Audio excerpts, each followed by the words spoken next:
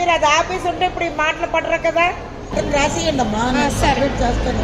నేనంటాం లేదు, రిటర్న్ రాసియండి తల్లి. సింహాచలంలో జరిగిన బస్ ఇన్సిడెంట్ని మన లాస్ట్ వీడియోలో అయితే పోస్ట్ చేసాం. అయితే చాలామంది ఆ వీడియో చూశారు అండ్ చాలామంది కామెంట్స్లో రియాక్ట్ అయ్యారు.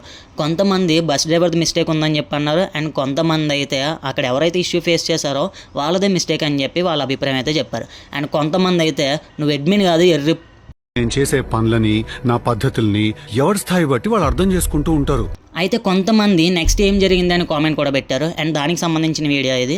అయితే నెక్స్ట్ ఎవరైతే ఇష్యూ ఫేస్ చేశారో ఈ వీడియోని బస్ డిపో మేనేజర్ వరకు తీసుకెళ్లారు అండ్ వాళ్ళు డ్రైవర్కి ఒకసారి కాల్ చేసి అసలు ఏం జరిగిందనే విషయం తెలుసుకొని వాళ్ళకి కౌన్సిలింగ్ ఇవ్వడం కూడా జరిగింది. ఆఫ్టర్ కౌన్సిలింగ్ తర్వాత వాళ్ళు రిటర్న్ కంప్లైంట్ కూడా తీసుకున్నారు. అయితే మీరు కూడా ఎప్పుడైనా సరే ఎలాంటి ఇన్సిడెంట్ అయినా సరే ఫేస్ చేస్తే ఒకసారి వాళ్ళకి సంబంధించిన అధికారి వరకు ఒకసారి తీసుకువెళ్ళండి. అంతేకాదు మీరు ఆన్లైన్లో కూడా కంప్లైంట్స్ రైజ్ చేయొచ్చు. ఇక్కడ state wise RTC buses related queries and కంప్లైంట్స్కి నంబర్స్ ఉన్నాయి అండ్ స్పెసిఫికల్లీ వెబ్సైట్స్లో కూడా మీరు కంప్లైంట్స్ అయితే రిజిస్టర్ చేయొచ్చు.